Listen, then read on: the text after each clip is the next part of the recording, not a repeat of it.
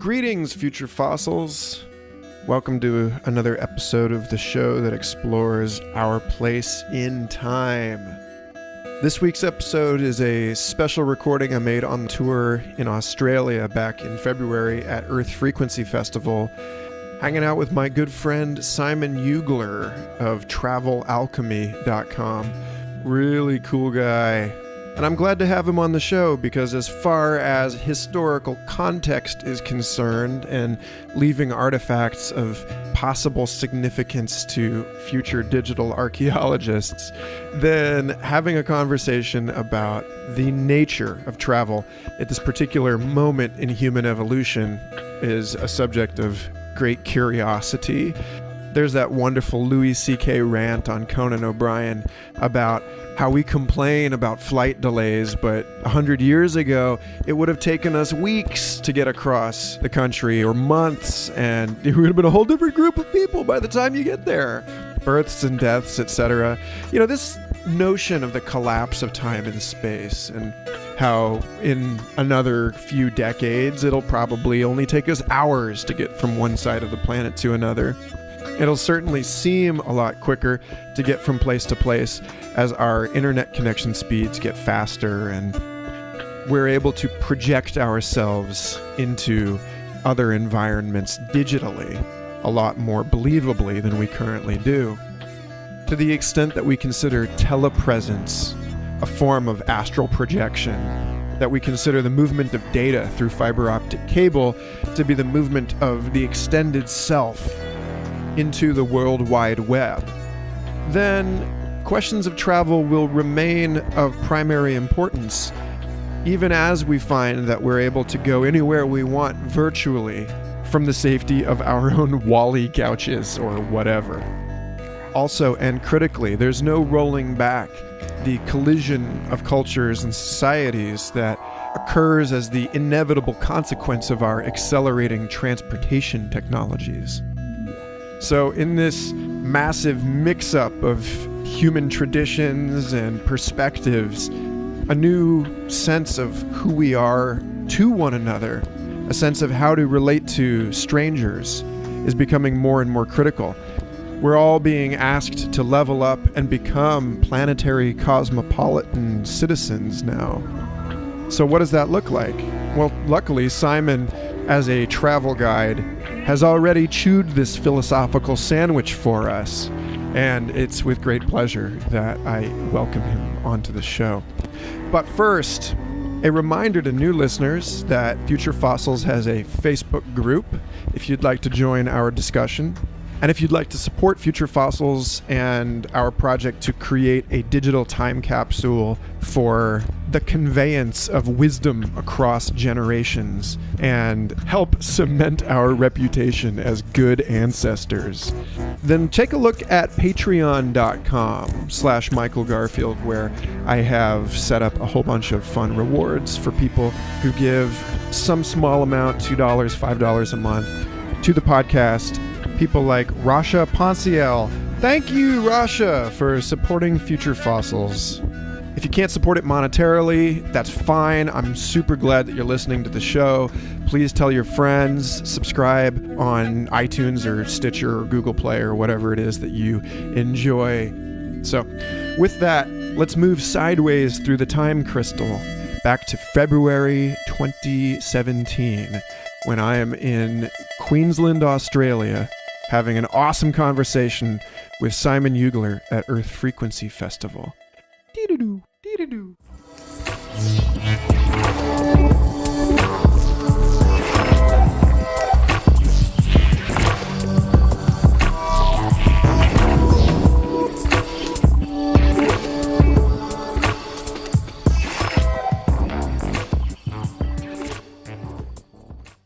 Greetings, Future Fossils. This is Michael Garfield on site at Earth Frequency Festival here with my old friend Simon Yugler, who I have not seen in 6 years almost.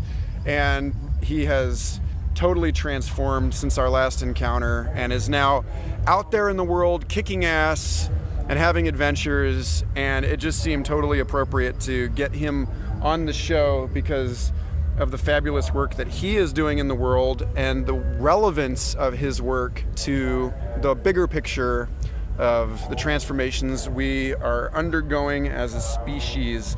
But I will let him do the introduction. So yeah, thank you, Simon, for joining us. Wow. Michael, yeah, it's fantastic to see you again and witness your mutual unfolding and everything you've been doing, man. So yeah, thank you. And yeah, man, just so much love and support and gratitude for what you bring into the world and the art that you make and conversations that you steward and hippies that you wrangle continuously. So yeah, thank you. Yeah. Well, why don't you, because we already had our little catch-up moment, you know, and that would have been a fabulous thing to get on tape, but we can't always. So for the purposes of our posterity, why don't you tell people a little bit about what you're doing professionally now and how you got into that line of work? Sure, yeah.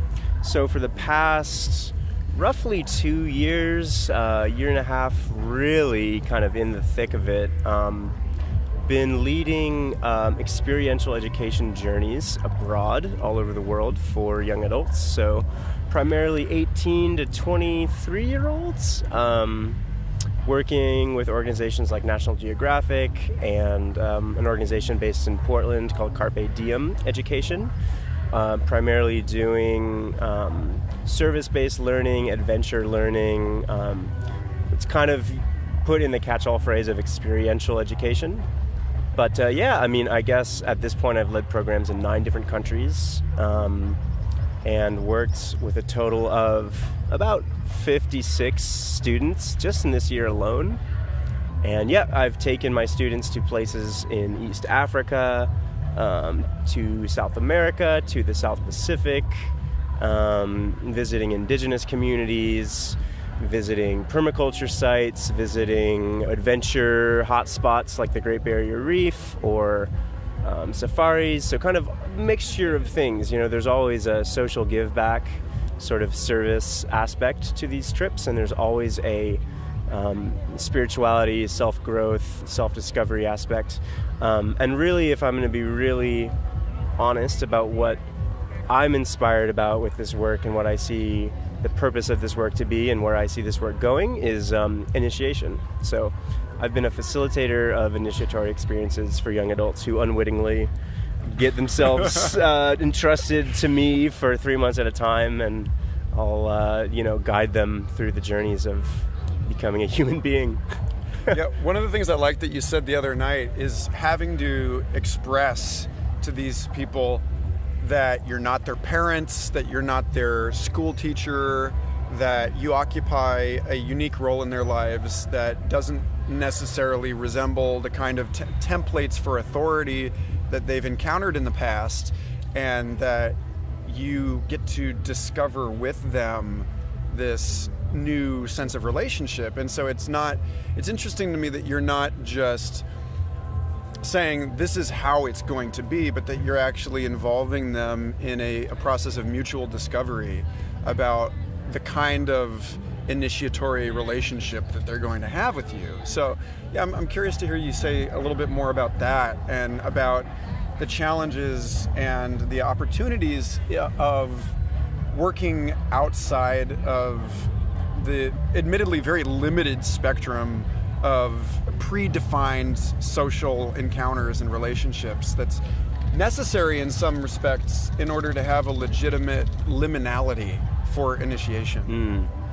Yeah, that's a really key issue. Is I don't want to be a parent or a cop or a babysitter. You know, a lot of these trips, the majority of the trips that I've done have been zero tolerance, substance-free trips. So that means there's a really strict rule, for the students of not being able to drink alcohol or take anything that would be classified as, a drug or anything like that. I think that's kind of a different conversation, but part of that, an outgrowth of that is me being confronted with the choice of, do I want to be a cop or not? Do I want to kind of have this authoritative position with these students. And the truth is that no, like I've never wanted to express my authority, because I have a problem with authority figures and don't really respond well to people asserting their authority. Even in the airport, when I'm being told to take off my shoes, I'm like, well, screw you too, man. So it's a really interesting thing, Michael. It's hard. I don't think I have like the answer for that, but what I can say is that I think one of the most insightful experiences I've had in this regard is inviting my students who are 18, who are young people, to step into a place of their own empowerment and authority, and saying like, look, I'm not going to do these things for you. I'm not going to control you. So how do you want to play? And some people inevitably choose to step up and kind of are naturally able to sort of step into a place of leadership or mutual respect for everyone in the group, for themselves, for me. And of course, there's always the people who want to, or who rather are just patterned in a way where they will have problems with the flow of the group, or problems with me, or problems in general because of where they come from. So yeah, it's a really dynamic thing dealing with authority and leadership. This whole thing, it's like, I know that you and I talked about being a facilitator for these rites of passage, but is this the way that these trips are actually explicitly framed? Because I don't see National Geographic being like, come on an initiatory voyage with this hippie from Oregon. He will turn your child into an activated warrior. But that's not. But yeah. I mean, but that's something that sort of seems to emerge naturally out of these interactions. Yeah. Well, here's the thing: is that Michael Mead, who is a teacher and mythologist and storyteller who's based up in Washington, says that the human soul will seek out initiation whether we know what it's doing or not. So it's kind of this ingrained process that we can't really help. It's going to happen one way or another. So I think there's something almost archetypal and profound about leaving your home, country of origin, about leaving your comfort zone and traveling out into the world. Let's just start there. I mean, that's archetypally initiation 101. Joseph Campbell, hero's journey, leaving the known. There's a bit of resistance in there of like, oh, I'm not the one, I can't do this. And it's like, actually, you are, so let's go. Mm-hmm. So yeah, I think the truth, honestly, Michael, is that no, these programs that I've been working with definitely don't consciously strive to become initiatory trips. But the exciting part is that we live in a time where there's opportunities and horizons, and so that's something I'm actually actively working towards, is starting my own organization that does put the initiatory aspect of these things at the forefront. And how did you find yourself initiated into this in the first place? Like, where did it weave you, the course of the threads of destiny? How did you end up finding yourself in this position? I mean, we talked about this a little bit the other night, just that, you spent a lot of time traveling and kind of developed some expertise. But what was that path for you?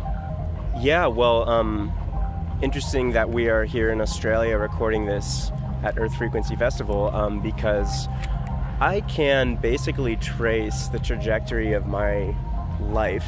I came to Australia first in 2009, about 7.5 years ago, with a grant from my university to do anthropological research in an Aboriginal area in the Northern Territory here. And I can actually trace the exact moment, the exact conversation where I was leaving Arnhem Land, which was the area I was living in, and saying goodbyes to people in the community, saying goodbyes to this man who was kind of my adopted uncle. And before he left, he clasped me on the shoulder and said, I've never met another white person like you before. And that experience affected me so profoundly that it basically sent me on this trajectory of understanding what cultural exchange means from a place of transformation and healing for basically every day since then. And so, in the years since first coming to Australia, I've journeyed to the Middle East, to East and Southern Africa, to South America, Central America, the South Pacific, engaging with indigenous people and people from vastly different cultures and worldviews, and trying to understand that question of what does it mean to truly listen and build a healing relationship with people from another world, really. We were just out here with Mark Healy, and Mark gave a presentation on the decolonizing of festival culture, and it's very important, I would agree, and I think you would agree, that we understand this entire beautiful phenomenon within the context of our privilege, regardless of race. The fact that we have the affluence to gather in this way, that we have the freedom to gather in this way, and that I think a lot of the conversation around white guilt is like misplaced, and Mark's really good about pointing out that it's more about the acknowledging that our privilege provides us with the opportunity to assist those that are less privileged than ourselves. So, that's clearly something that is like very alive for you, and I'm curious how you came to that understanding in your travels, but then also, is it even something that you're able to impress upon these groups of kids within the context of these guided tours where you're not writing the program? Is this something that's actively a part of the work that you're doing in that space? Or if it's not, how are you finding ways to express that? That's like a 5-part question, but you can take it from any angle you like. No, it's a huge question, actually. Yeah, okay. It's raining right now. Raining so in we're Australia. having a podcast in the rain. Yeah. Which is quite fine, actually. No, I like it. It's a pleasant change of pace from the heat. Yes, absolutely. To answer that question, man, it's a big one, and I think again it goes back to my time as a 20-year-old here in Australia, living in an Aboriginal community, and realizing that being so overwhelmed with the amount of injustice and problems that exist in Indigenous life, certainly here in Australia and certainly back home in the United States, anyone who's been to a reservation can tell you that there's a lot of problems. And I think what occurred to me as a 20-year-old here in Aboriginal Australia was that I can't do anything at all to fix these situations or problems. And that actually really coming to terms with my own kind of liberal conditioning of wanting to save the world and wanting to kind of all these things that we're raised to think in liberal America these days, and really having to let that all go, and understanding that all I can do, me as a individual, is build authentic relationships with people. And so that realization has informed a lot of my work and a lot of what I'm teaching now and what I was teaching earlier today here at Frequency, and what I write about on my website, which is Right Relationship. And what does right relationship mean? What does it look like? What are some of the tools and practices that actually help us achieve it? It's not easy, it's super dynamic, it takes a lot of time, but it is possible, right? But one thing right relationship isn't is wanting to come in and fix. Yeah. So there's a massive difference between citizen diplomacy and mission work, for example. Yeah. Yes. And so really, I guess in a sense, you really do have the opportunity when you're taking groups of people on travel like this to instill in them a sense of what it means to be a guest, what it means to be a stranger in a strange land, and how to walk with respect on land that someone else has a longer, deeper relationship with than you do. We don't even, this was something that came up in Mark's panel, this issue of Most places now have suffered multiple waves of colonialization, including from peoples that claim to be, that call themselves First Nations. And yet, nonetheless, it's pedantic and perhaps like defeating to get into an argument over, well, you guys also technically migrated here once upon a time. It's like, well, no. There's a difference between, moving in with the Walmart and living on the land for 15,000 years. And when you put it in line with that, it's like, it really is just a matter of respecting someone else's home no matter what, right? I mean, that's what we're really driving at here. Yeah. And we had to move because it was raining harder now, so just as we were talking about the importance of being a good guest in someone else's place, we're now migrated into the camp of strangers where we've asked permission to hang out under their tarp.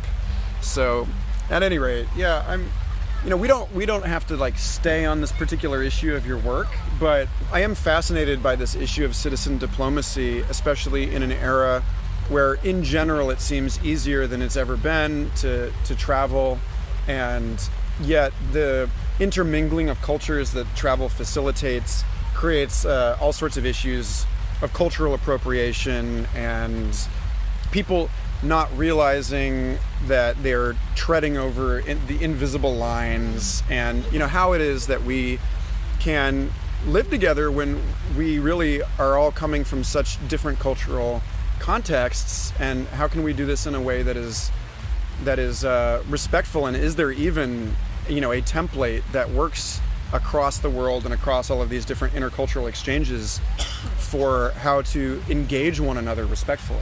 So what are your thoughts on that? Yeah. Well, I mean, I can only really speak from my experience, and what's worked for me, right? What's worked for me is not going to work for everyone in every situation.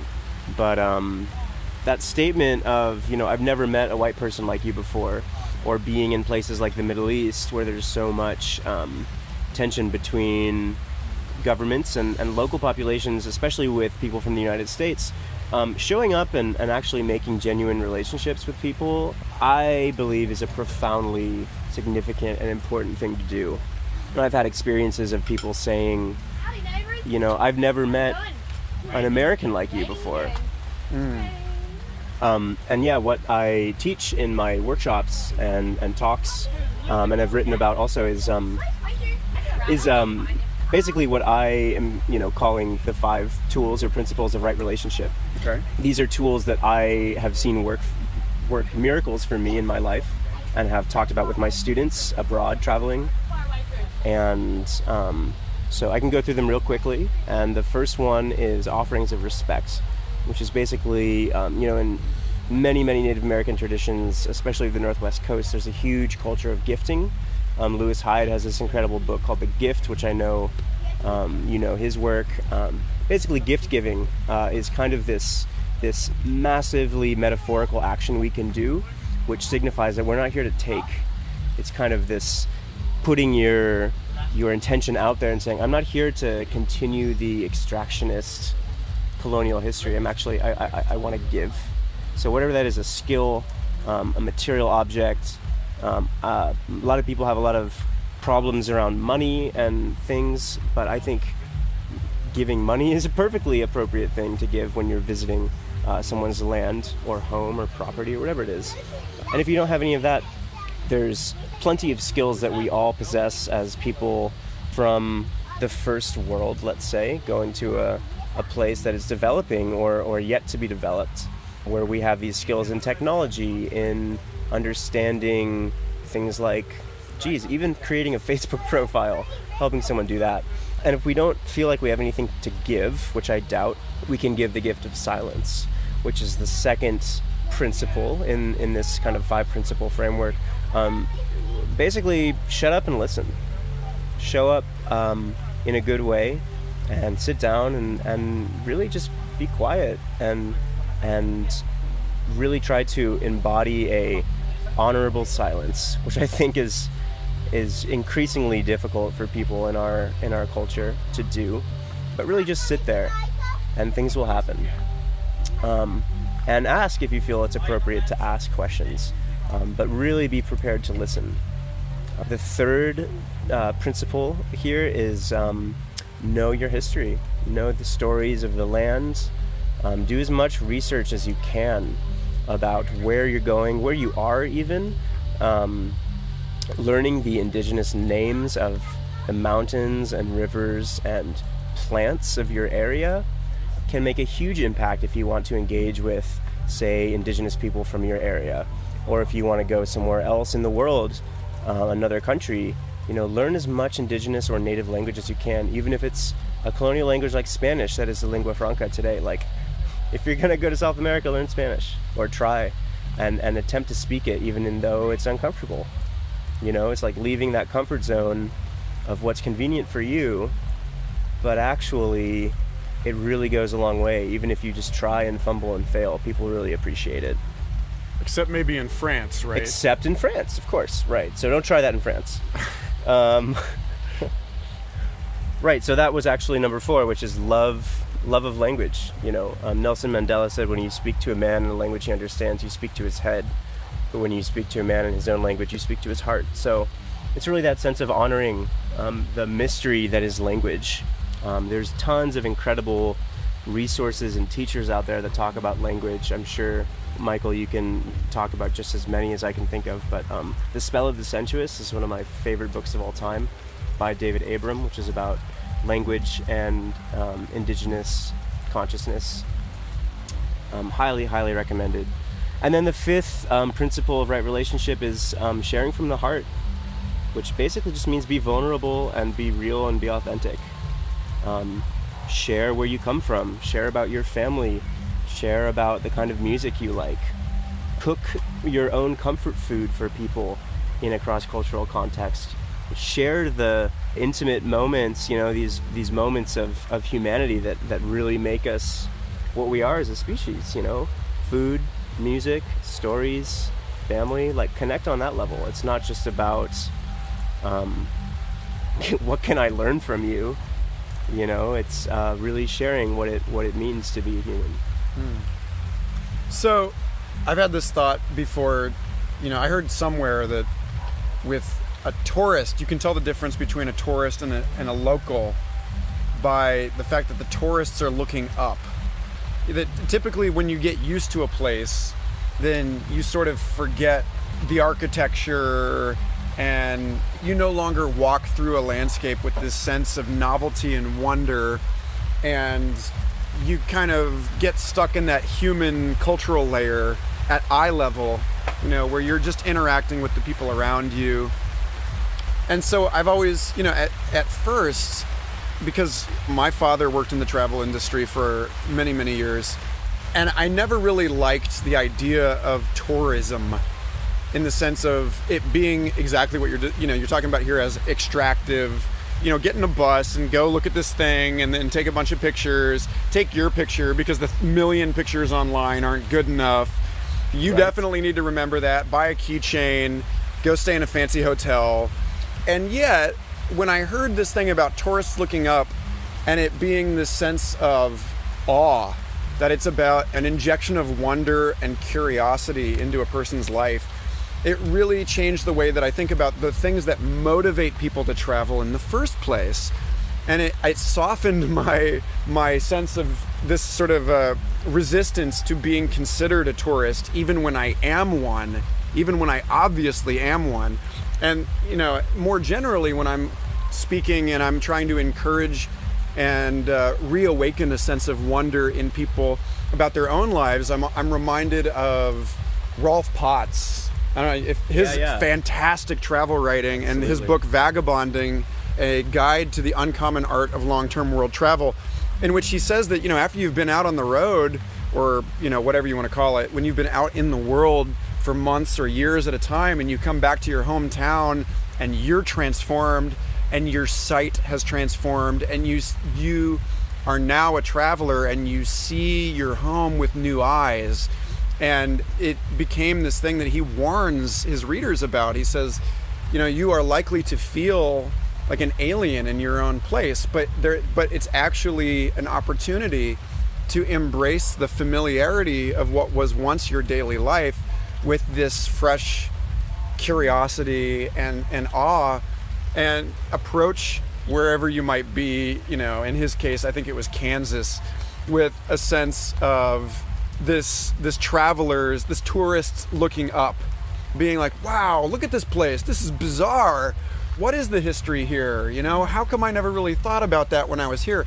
So for me, it's like, how much a part of that, I mean, clearly you've gone in and out and you have a sense of place, but like, I'm sure that that's also become a part of your life at home in the States now that you do this so frequently. And that, what is your relationship to that sense of curiosity and the way that motivates, consciously or unconsciously, the kind of experiences people are seeking out in life in general, and where it sits for you and all of that?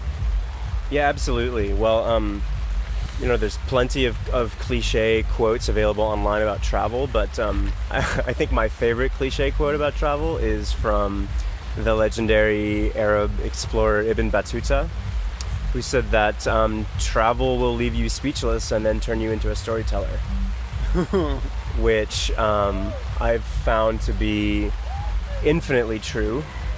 And we had to move again because a party showed up at the camp, and luckily it stopped raining, but now there's cicadas. Anyway, we were talking about, you mentioned Ibn Battuta. Ibn Battuta. Yeah. Yes. Travel will leave you speechless and then turn you into a storyteller. One of my favorite cliche quotes about travel, and I feel like what it really speaks to is this notion that the anthropologist Victor Turner talked about, who kind of actually pioneered some of the terminology around rites of passage and being in a liminal state. He was one of the guys in anthropology that really brought that word liminal and liminality into the foray of anthropology. Victor Turner called being in the liminal state, he called it being betwixt and between.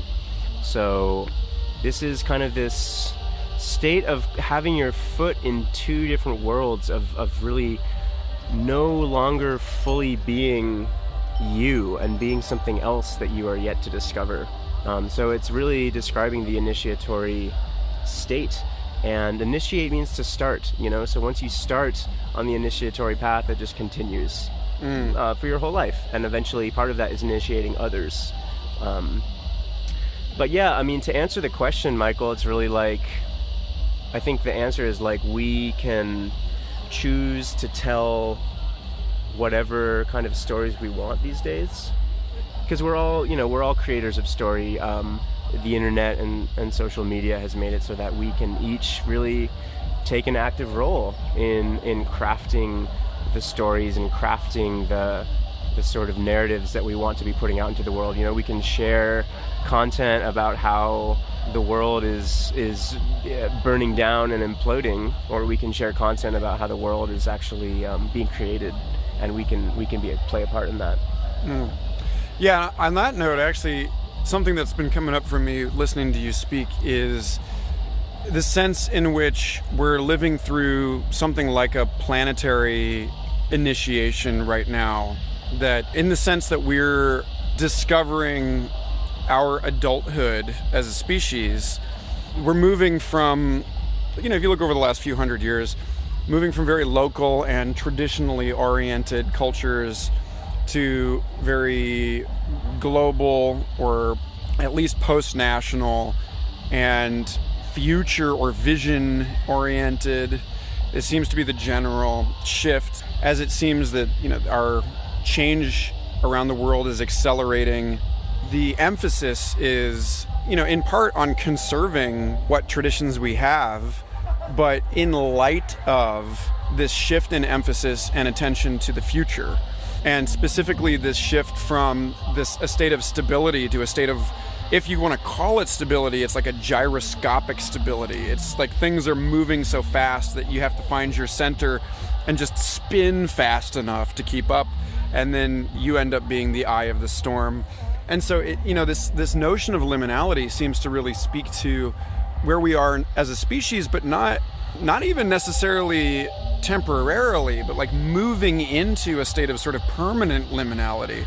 And so, I wonder what lessons you think the experience of world travel has for people in navigating an age of turbulence and transformation, and what it is that we can learn from casting ourselves out on these heroic adventures, and moving into this space between stories, or at least between the story that we know and the stories of other cultures that remain unfamiliar to us. And what fertile area there is to be explored there, and what lessons you think we can take and apply to the situation of our species as a whole. Yeah, so again, quite a massive question. I'll do my best. You can always just tell me to fuck off. I'll do my best to answer, if I can. But I don't know. I think that for me, to put it lightly and simply, travel has been an initiatory path. I think one of the biggest reasons that it has been is because of changing these stories that a lot of us are sort of given and swallow unquestioningly, growing up wherever we grow up, in the family that we grow up in the community we grow up in. Stories like people aren't to be trusted, or Africa is dangerous, or everyone in South America is on cocaine, or kind of any of these ridiculous narratives that affect our perception of the world, most of which are quite wrong. And I can think back to an experience in Tanzania of showing up in the middle of the country it was like everything that could go wrong traveling solo in a place like Africa went wrong. I had no money. I had one contact in the town I was showing up in whose phone happened to be out of commission. My phone credit ran out and I didn't know how to recharge it because I couldn't really speak Swahili. And here I am in the middle of the country in this dusty little savannah town with no one I know in 1,000 miles, and no money, and no language skills, and nothing. Basically, I was completely fucked, for lack of a better word. And I kind of walked out of this bus station, which, if you've ever been in a bus station in the developing world, it's kind of like a lion's den. It's just sort of like a arena of prey and predator, and it's kind of like where the most desperate and also possibly dangerous people kind of congregate. So I extracted myself from this bus station and walked across the dusty street and leaned up against this car, which was a taxi, who I was kind of convincing this taxi driver, oh, maybe I'll get a ride, but really I just wanted to be left alone. And in the space of sitting there, this young guy who must have been about 18 or 20, young Tanzanian man, walks up to me and says, you are in trouble. Let me help you. And I looked at him, and I looked at his body language, and I looked at his face, and I looked at how old he was, and I said, okay. And so we went, and I won't recount the whole story here, but it's written down on my website if anyone wants to find it. But that experience proved to me beyond a doubt that humans are essentially good. And that seems like a very trivial thing to come away with, but actually, knowing that people across the world are good for the most part, and for the most part want to help you, I think it's one of the most powerful and transformative messages that we can experience and share. Because if you turn on, the news, I don't know why you do that these days, but if you were to turn on CNN, you would get, just barraged with information about how dangerous and terrible the world is. So, travel can instill experiences in your life that actually prove the complete opposite of that. And a moment ago, when we were migrating once again in our seemingly eternal quest to find a decent place to record this conversation, I brought up my own identification with my father's side of the family is Ashkenazi Jew, in the sense of the wandering Jew, the sense of a person without a home.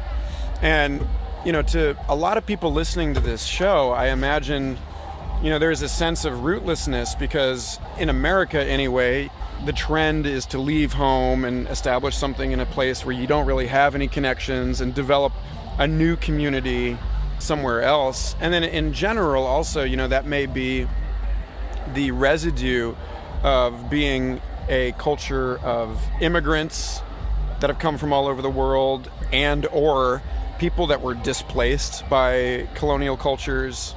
And we're also, by and large, except for those that have really fought to maintain their indigenous traditions, most people alive today in the communities that I know do not really have very deep roots in their own lineage, in their own ethnicity, in the ancient roots of their culture. And it's this sense of homelessness or placelessness. So many of my American friends don't even consider themselves Americans, and so that's a hard one. Yeah, so I wonder about this and how this is, you mentioned that you have a sort of an identification with the wandering Jew archetype, Yeah. And so that longing for home and that longing to be, as Mark Healy talked about in his shop again, to be a person of place. I wonder how you reconcile that with being a professional traveler, and how that shows up for you in your life. Yeah, well, we're in the same boat, my friend. On my father's side is also Ashkenazi Jew, and that's the tradition I was raised in. And I guess technically my first initiation. I had a bar mitzvah, what can I say? So, I don't know.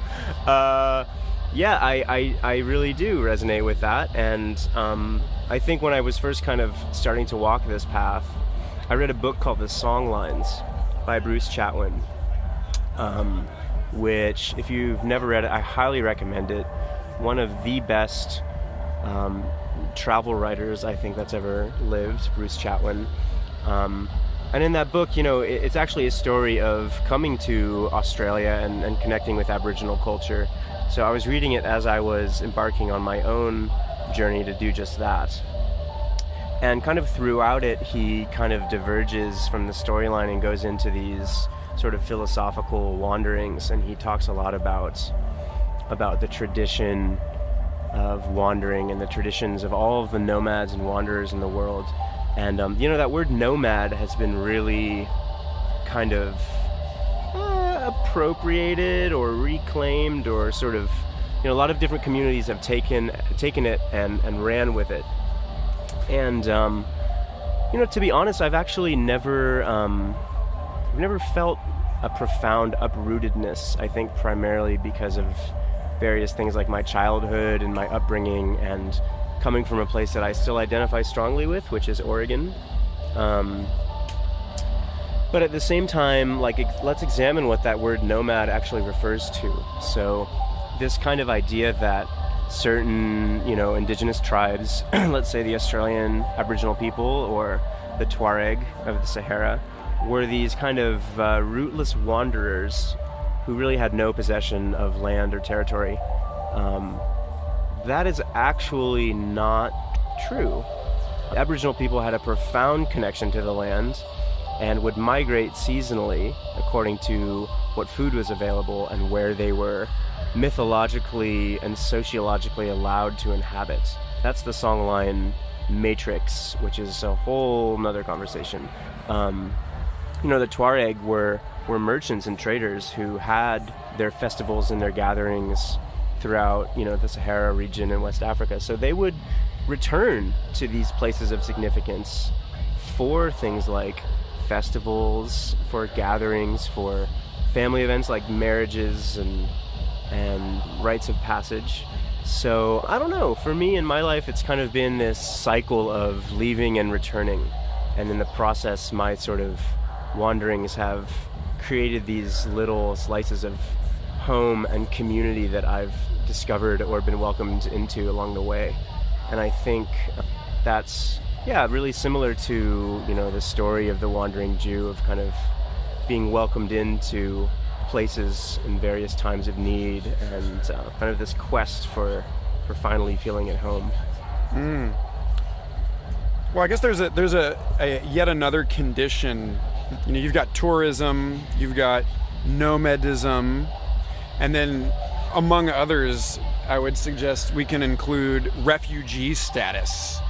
And I think that's obviously a very timely issue right now. To put this in a historical perspective, that we're starting to see a massive global conversation about the responsibilities of various established communities, nations, governments, however you want to look at it, to these displaced peoples. And it really seems to be a profound challenge to the existing structures of the state, and also the existing the existing traditions of these various places that are being forced to adapt to a massive influx of people that don't even necessarily want to be there. These people that have been forcibly uprooted from their homelands and had to relocate as a matter of necessity. So I'm curious to know, in your case, how you see that particular issue, and whether how you imagine that as a species, as a planet, that human beings might find some grace, dignity, poise, compassion with this particular issue, and with the issue of feeling as though one displaced culture begets the displacement of another culture, and how it's not just about traveling to another place with respect, but how it is that we can receive people with respect, and how those two conversations might be related to one another. Yeah. Yet another large question, but no, fair enough. What most immediately comes to mind is a group of musicians from Sierra Leone that I'm connected with and know personally, called the Sierra Leone Refugee All-Stars, who are an incredible live reggae band from Sierra Leone, West Africa. These guys raised each other, basically a lot of their families were murdered in the civil war in Sierra Leone, and they formed their band in a refugee camp in West Africa. And slowly but surely, things started working out for them, I think on their first or second album, they have a song called Living Like a Refugee, which is kind of their manifesto, basically. And the first lyric of that song is, when two elephants are fighting, the grass is going to suffer. And I think just having an awareness of what's actually going on that's causing these people to be displaced. It's a beautiful song if you've never heard it. So I think keeping that awareness of what's actually causing refugee status to be an issue is really, really important. And there's so much I could say about that, but what's really coming to mind is just this idea of, and this extends, I think, to all of our interactions with people. Of course, it's easier said than done, but especially with people from different backgrounds and countries, especially refugees, but keeping this little teaching in mind, which I can't remember where I heard this, but just remember that everyone you meet is fighting a battle that you know nothing about. Yeah. But what if they're taking our jobs?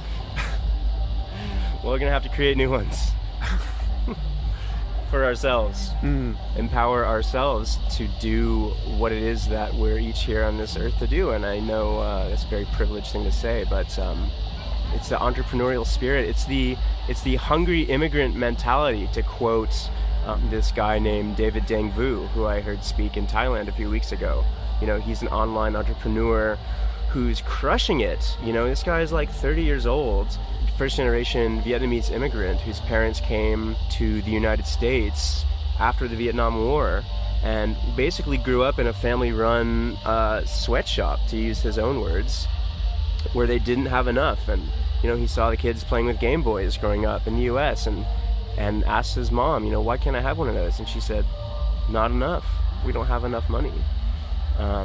And what I really took away from hearing David talk was saying, all of us gotta adapt this hungry immigrant mentality. So I wonder how to adopt a hungry immigrant mentality in a way that is actually sustainable.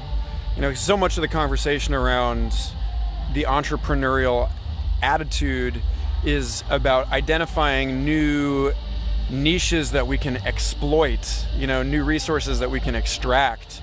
And, this is an increasingly serious question. So the question that this brings up for me is just like, how do we stay hungry in a world where the increasing number of mouths to feed is becoming an increasingly urgent issue? How can we actually value and cultivate that kind of canny, clever, creative attitude in a way that's not merely just looking for new people to rip off or new resources that we can decimate? Because ultimately, you trace it back far enough, as my friend Meow Meow was saying during Mark Healy's talk. He was saying, you trace it back far enough, and all of us are immigrants at some point. All of us showed up here. I think there's something profoundly humbling in that respect, to really reflect on the fact that we don't own our lives, that we're guests on this planet in whatever sense, spiritually speaking. And in light of that, how can we turn and use that hunger in a way that actually allows us to act as better stewards or custodians, rather than, to use a term I've been learning about lately, the watiko.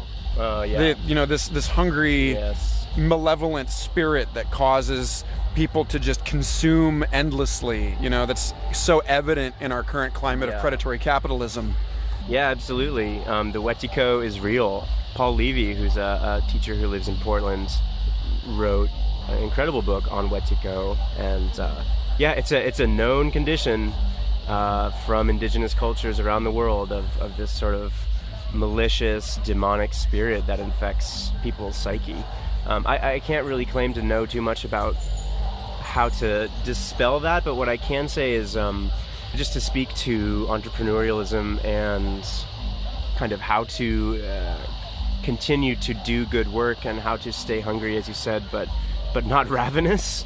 I don't know, I look to some of the leaders in the sort of entrepreneurial realm right now, leaders in the marketing and business realm, people like Seth Godin, who we were talking about, a couple hours ago, who, I think, who does come from the entrepreneurial sphere in the business world, but who's actually, what he's really talking about is cultivating and offering things that improve the lives of your fellow humans, and what it really means to create something of value. Value is this term that's thrown around endlessly in sort of business entrepreneur worlds.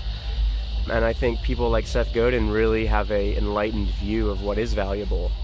So there are particular teachers and mentors and thinkers that are pretty active these days. Even Tim Ferriss, I think, is really on the tip of this kind of cutting edge entrepreneurial world of like, what is the actual end goal here?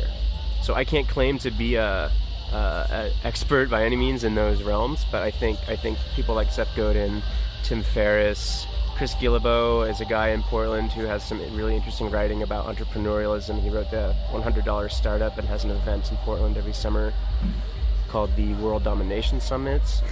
Yeah, interesting title. Well, I mean, it's a good way to get people to come. Yeah. It's sort of like Duncan Trussell talking about how, so many men started out in yoga just to see women in yoga pants.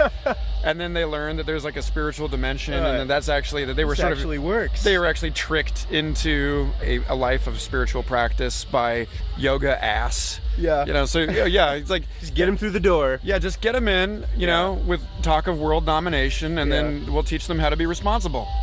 Yeah, but that's really all to say that I think there's plenty of incredible resources out there in the entrepreneur world who create awesome content, and it's just about finding them. But Seth Godin, Tim Ferriss, Debbie Millman, also from Design Matters podcast, great places to start.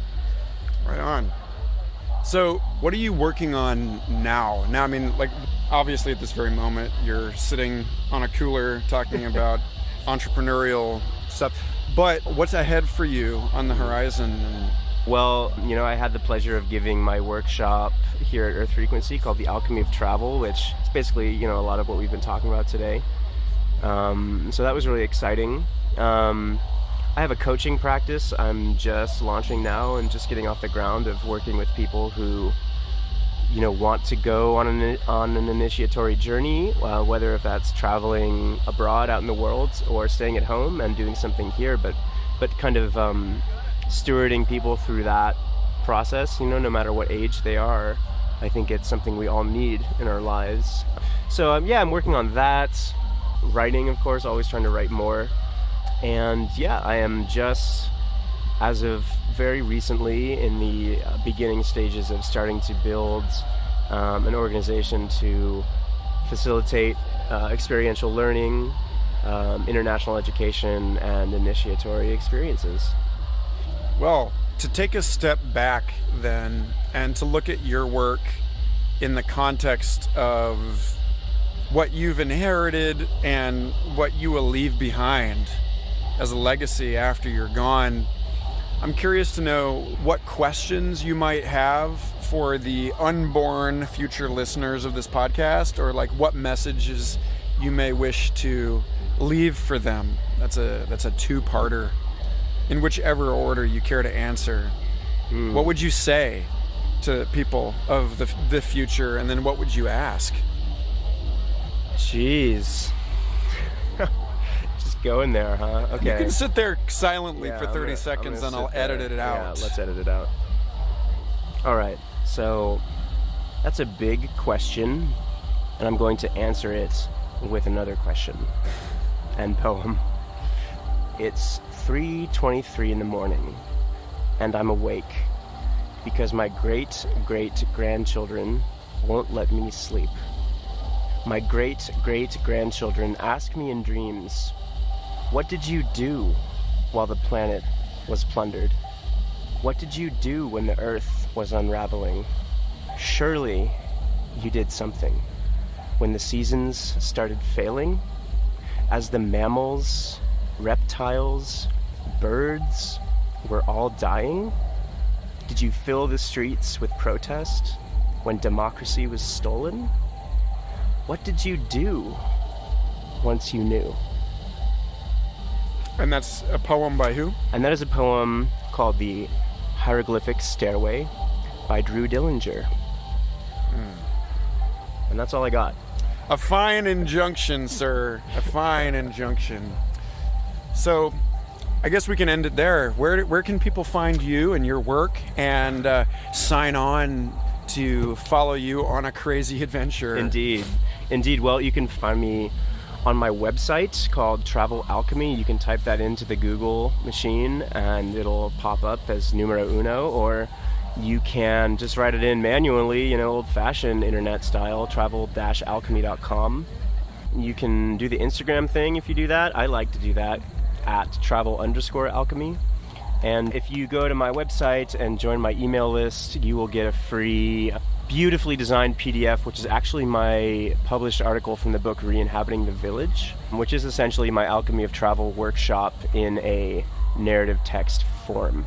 So if you've seen that workshop, if you saw it here at Earth Frequency and you just need it, just log on, sign on to my email list, and you will get a free copy of that. Fantastic. Well, thank you for allowing me to sideload you partially into this digital museum.